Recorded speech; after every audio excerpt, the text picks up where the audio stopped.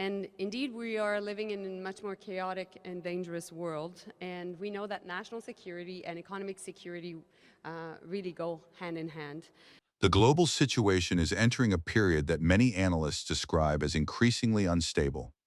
Conflicts are spreading across multiple regions, alliances are facing new strains, and economic uncertainty is affecting nearly every major economy. The international system that once seemed relatively predictable is now undergoing rapid change. But beyond military conflicts and economic competition, another factor is contributing significantly to global instability: political volatility coming from Washington, D.C. Under the leadership of Donald Trump, tariffs have frequently been used as economic pressure tools, traditional allies have sometimes been treated like competitors, and long-standing international agreements have been challenged or reconsidered. For countries such as Canada, this changing environment raises an important question. How can a nation protect its economy, safeguard its technological advantages, and maintain its national security when even long-trusted partnerships may suddenly shift direction? Canada's Industry Minister, Mélanie Joly, recently addressed that exact concern. Speaking in Ottawa during a major announcement focused on defense innovation, she delivered a message that reflected the reality many governments are now confronting. According to Joly, the world is becoming more chaotic and far more dangerous than it was only a few years ago. Her statement was not intended as political exaggeration. Instead, it reflects the complex geopolitical environment unfolding today. The war in Ukraine, tensions across the Middle East, increasing technological rivalry between major powers, and growing economic disputes that increasingly resemble geopolitical confrontations are all shaping the global landscape. In this environment, governments can no longer treat defense policy and economic policy as completely separate fields. Today, economic resilience is closely tied to national security. A country's ability to innovate, produce advanced technology, and protect supply chains has become just as important as traditional military strength.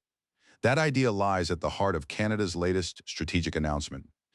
And so when Canadian research, industry, and government work together, we can do extraordinary things. I'm pleased to announce that we will be investing over $900 million in defense-related research and to strengthen Canada's industrial base.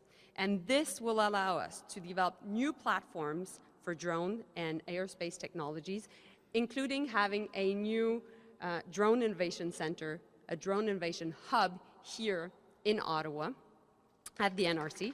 In response to these changing global conditions, Canada is preparing a major investment in defense innovation. The government has committed more than $900 million to strengthen the country's research capabilities and expand its defense-related industrial capacity. The funding will support several emerging technologies that are expected to define the future of modern security systems. These include advanced drone platforms, aerospace innovation, quantum technology development, and biomedical research programs. Although these technologies have clear military applications, they also represent the foundation of modern economic competitiveness. Nations that lead in these sectors will likely shape the future of global innovation and industrial development. Canada's objective is to ensure it remains part of that technological transformation. One particularly important initiative announced during the event is the creation of a drone innovation hub in Ottawa. This facility will focus on developing next-generation drone systems capable of supporting both defense and technological research. In recent years, drones have become one of the most influential tools in modern conflict. From battlefields in Ukraine to ongoing tensions across the Middle East, unmanned aerial systems are dramatically changing how military operations are conducted. They provide surveillance, precision targeting capabilities, and operational flexibility that traditional equipment cannot always match. By investing early in this field, Canada hopes to ensure it remains competitive in the next era of technological innovation related to national security. And we're making general investments in defense, of course, led by my colleague, Minister McGuinty, and also my colleague, Minister Fuhr. And as all NATO countries are investing 5% of GDP by 2035. And so, in that context, we released our first defense industrial strategy, and our goal is also, through these different investments, is also to create jobs and our objective is 125,000 jobs across the country, to increase by 240% the revenues in the defense sector, and also to increase by 50% our exports in defense.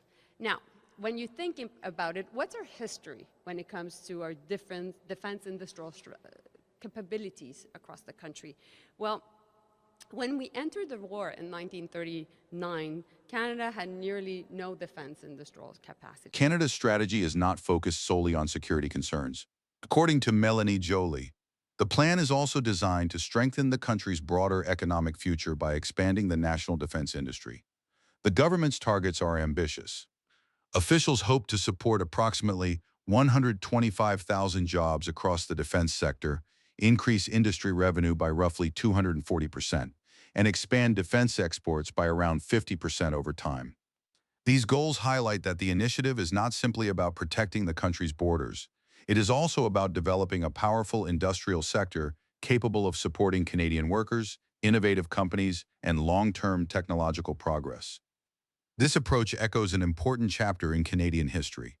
During World War II, Canada underwent a remarkable industrial transformation. Factories that had previously manufactured civilian goods were rapidly converted into facilities producing aircraft, armored vehicles, and military equipment. Within only a few years, Canada became one of the most significant industrial contributors to the Allied war effort. Aircraft manufacturing expanded dramatically, vehicle production increased, and Canadian factories produced equipment at an impressive scale. Mélanie Joly emphasized that Canada has successfully responded to global challenges before, and it has the ability to do so again if necessary. The importance of this new strategy becomes even clearer when viewed within the broader geopolitical context.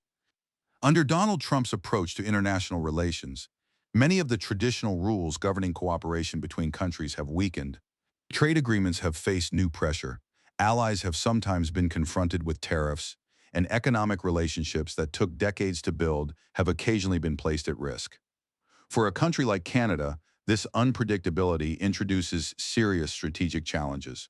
When trade policies and diplomatic relationships can shift quickly, governments must ensure they possess strong domestic capabilities. That means investing in advanced technology, strengthening national industries, and ensuring economic security does not depend entirely on decisions made by other governments. Canada's new Defence Innovation Initiative is designed as a direct response to those realities. And we will acquire a first Canadian-built Bombardier Global 6500 aircraft to do research. And it will be the first time that we will have a Canadian-built aircraft to do research here at home. So also, I think that's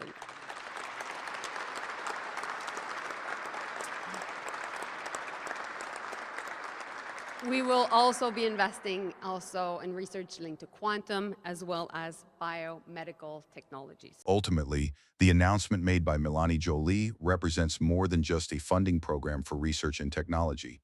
It signals a broader shift in how Canada views its role within an increasingly complex global environment. In a world where geopolitical competition is intensifying, countries cannot remain passive observers. They must invest in innovation, strengthen domestic industries, and develop the technological capabilities necessary to protect their national interests. Canada is beginning to move in that direction by supporting research in drones, aerospace systems, quantum science, and biomedical technologies.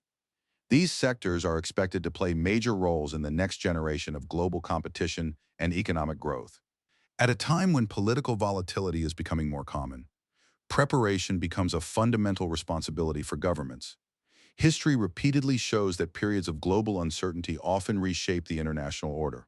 They force countries to reassess their priorities, invest in strategic industries, and prepare for challenges that were not even imagined a decade earlier. Canada now appears to be entering exactly that phase of preparation. By strengthening its technological capabilities, expanding industrial capacity, and reinforcing economic resilience, the country is positioning itself to navigate a future that may be far more unpredictable than the past. For observers following global developments through trade insight, this moment represents an important turning point. Canada is not only responding to present geopolitical pressures, but also preparing for the long-term transformation of international politics and economic competition. If you want clear analysis of the geopolitical developments shaping Canada and the wider world, make sure you subscribe to Trade Insight and turn on notifications so you never miss our next report. And now we want to hear from you. Do you think Canada is doing enough to prepare for a more unstable global environment? Or should Ottawa accelerate its efforts to strengthen the country's defense and technology sectors? Share your thoughts in the comments below.